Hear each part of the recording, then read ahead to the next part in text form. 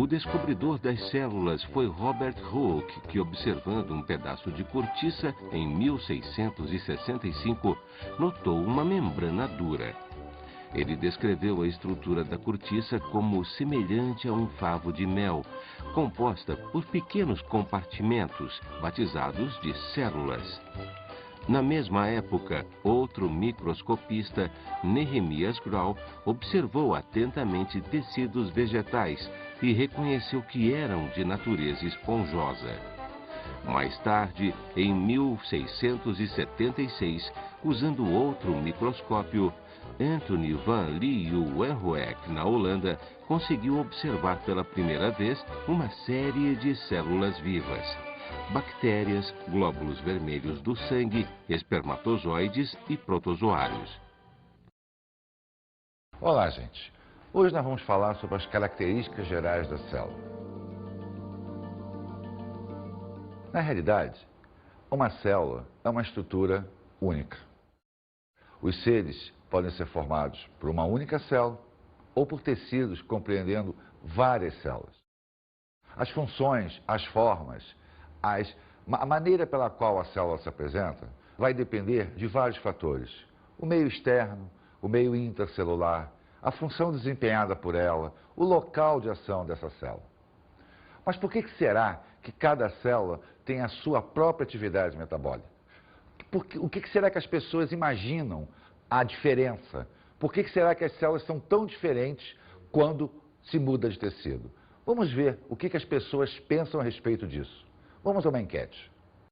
Por que existem células, uma célula que produz leite e outra célula produz hormônio? Boa pergunta. Eu não sei te falar isso. Não sei. Cada célula tem uma função específica. Você sabe me dizer por que existem células que desenvolvem impulsos elétricos e outras realizam contrações? Não sei, cara, não sei. Não. Porque cada célula tem uma função diferente. São células nervosas, não são? Não sei. Não? Ah, umas viram órgãos e outras viram tecidos. E aí, viram a variação de pensamento? Cada pessoa tem uma ideia, uns corretamente, outros não tão corretamente assim, mas todos têm uma ideia por que as células são diferentes. Vamos escutar agora um pequeno texto a respeito da teoria celular. Vamos lá. Afinal, ainda não se conhece vida sem células. As células são, em sua grande maioria, menores do que a capacidade de resolução do olho humano.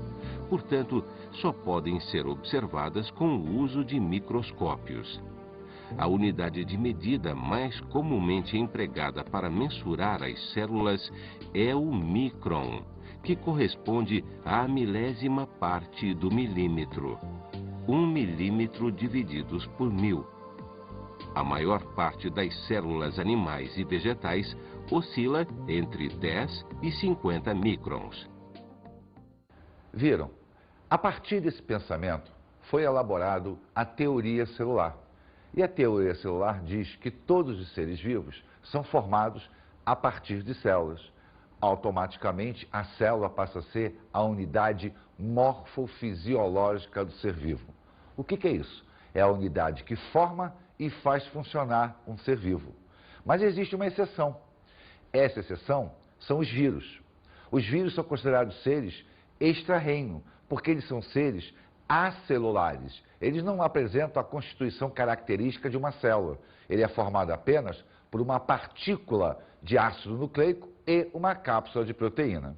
Inclusive, alguns cientistas até discutem se vírus é um ser vivo ou não. Mas isso é uma outra história. Bem, vamos falar da nossa célula. A célula, então, é a unidade morfofisiológica do ser vivo e ela tem características próprias.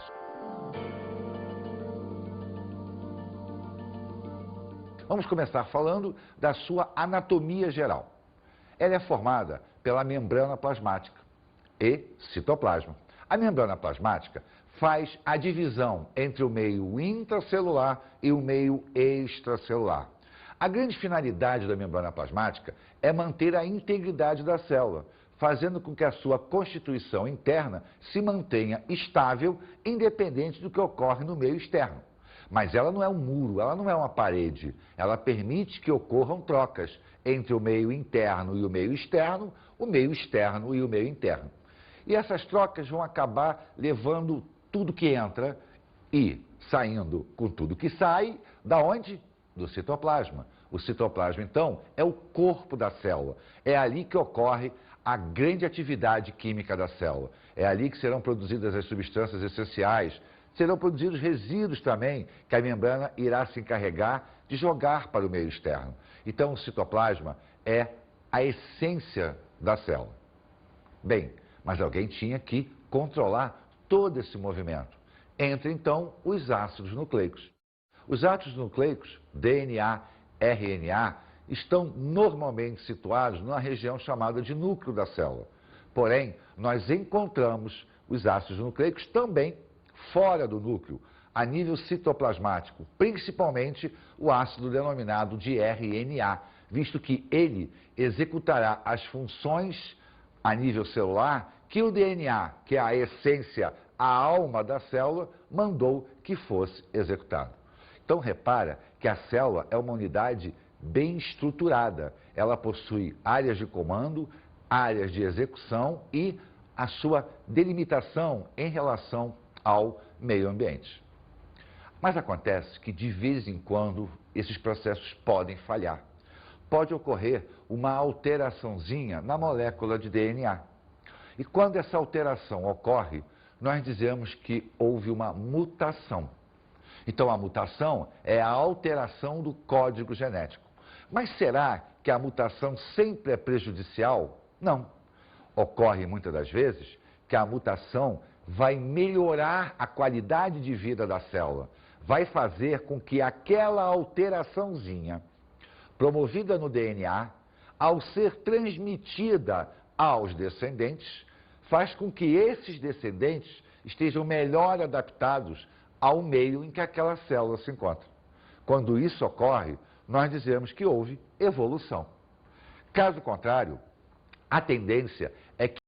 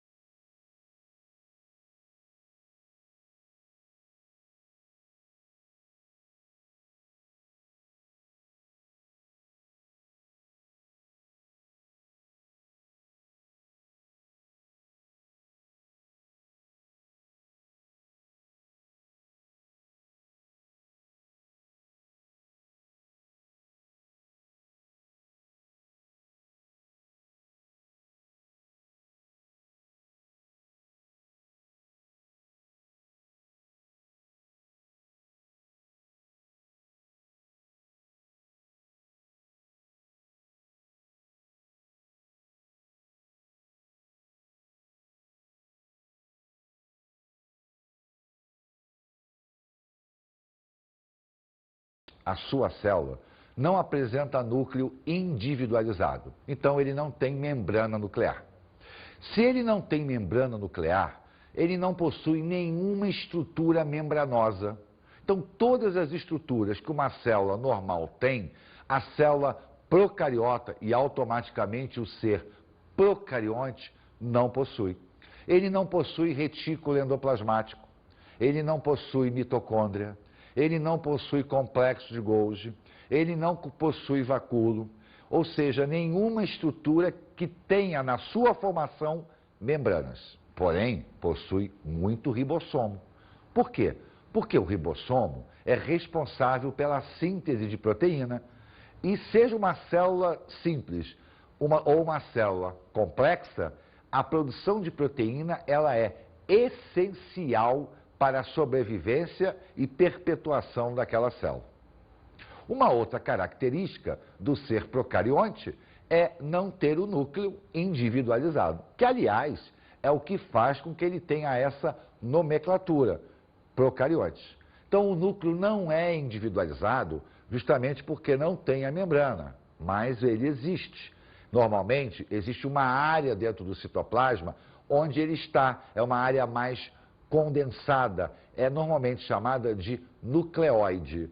Tá? Então, as bactérias, por exemplo, possuem seu nucleóide, que é a área do núcleo. É uma área de concentração proteica maior, onde nós vamos encontrar o material genético da célula, o DNA. Já a célula eucariota, que forma o ser eucarionte, possui o núcleo individualizado. Não só possui o núcleo individualizado, como possui todas as estruturas membranosas.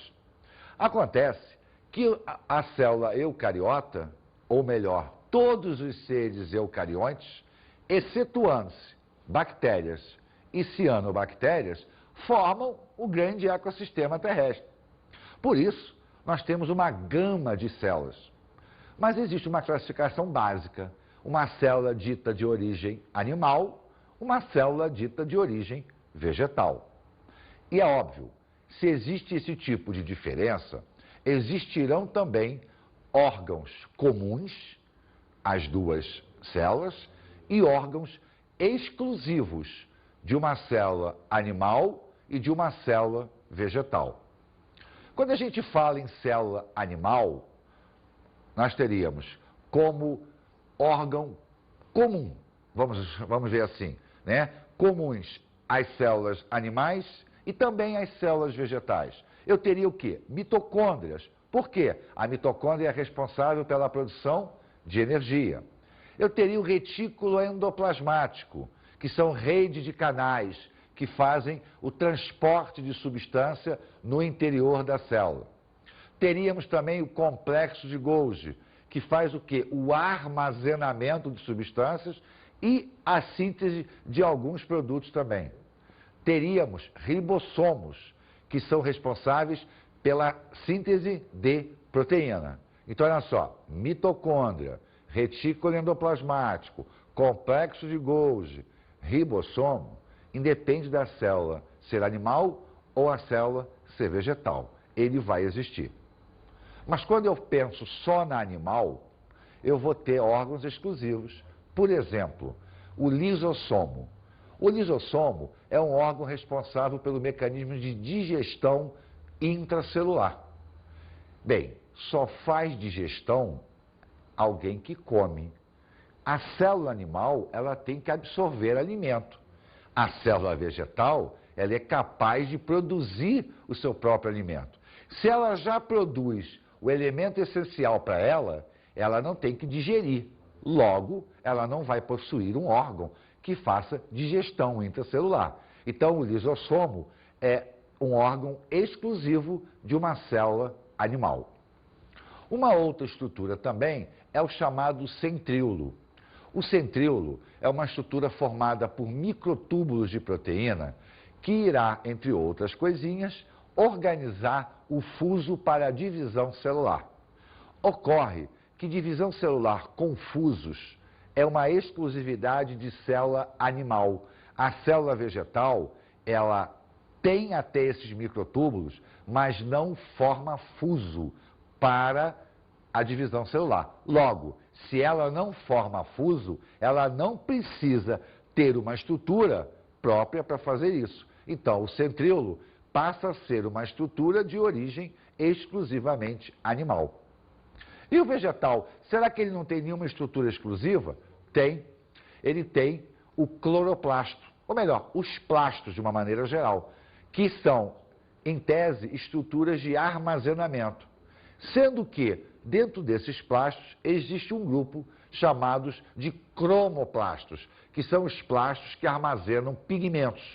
E dentro dos cromoplastos, eu vou encontrar o cloroplasto, que é o plasto responsável pela atividade fotossintética. Ora, fotossíntese é uma exclusividade de uma célula vegetal. Célula animal não faz fotossíntese. Logo, eu só vou encontrar o cloroplasto em células vegetais.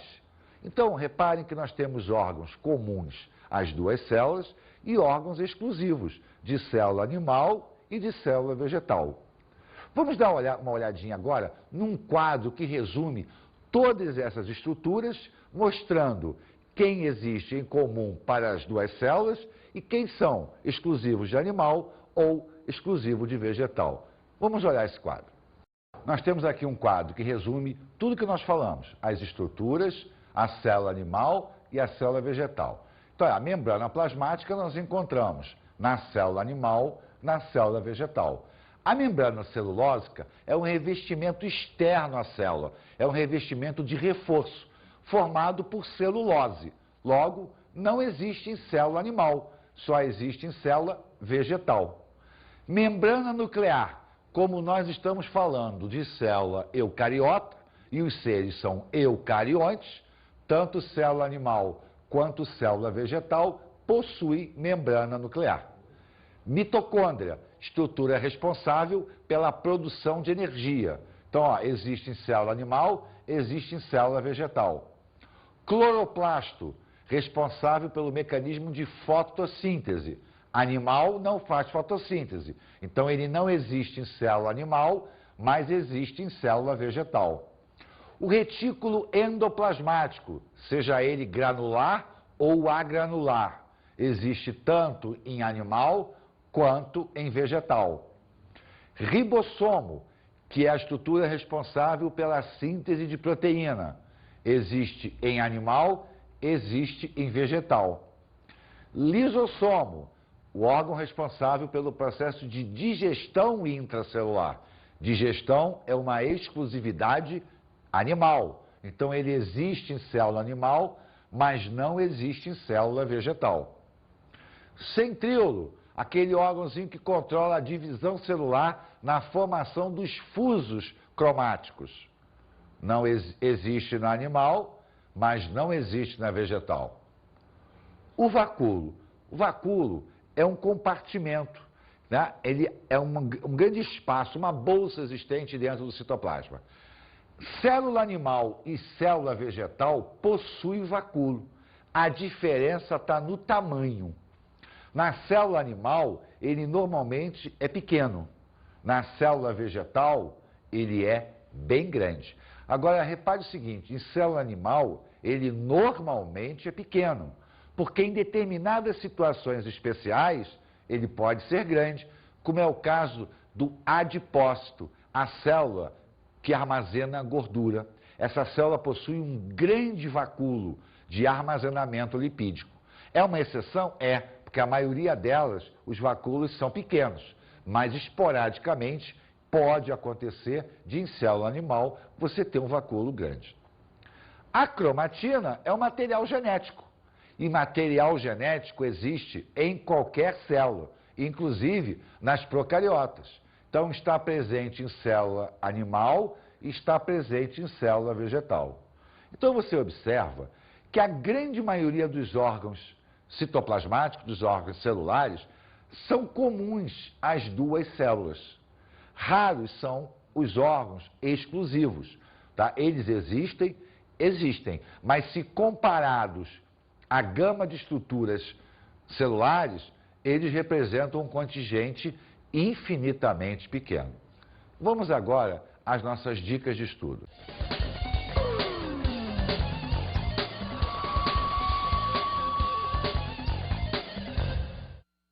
Eu diria para você o quê? Olhe a estrutura como um todo. Pegue a célula e olhe ponto a ponto todas as suas características. Analise exatamente cada ponto da evolução do processo. As diferenças, célula procariota, eucariota, o que existe numa, o que existe na outra, quais são as características de uma célula de origem animal, de uma célula vegetal. Veja as teorias, as maneiras como se classificam as células. Estude característica geral da célula como uma sequência lógica e não com tópicos isolados, para que você possa entender como o organismo pluricelular pode desempenhar as funções que ele desempenha.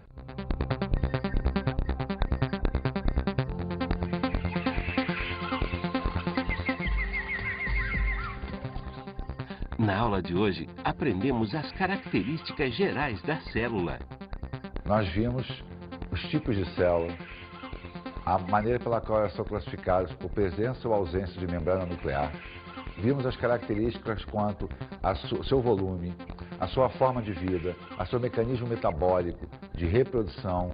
Vimos a evolução, basicamente, de todos os pontos da célula, desde uma célula mais elementar, que é uma célula procariota, a uma célula mais evoluída, que é uma célula eucariota. Vimos também as diferenças entre as células de origem animal e vegetal, quanto das eucariotas. E observamos as características de uma célula procariota. Falamos na organização das células dos seres procariontes e eucariontes. Observamos também a evolução dos mecanismos divisionais a partir das teorias de relacionamento entre área-volume ou de volume constante. Bons estudos!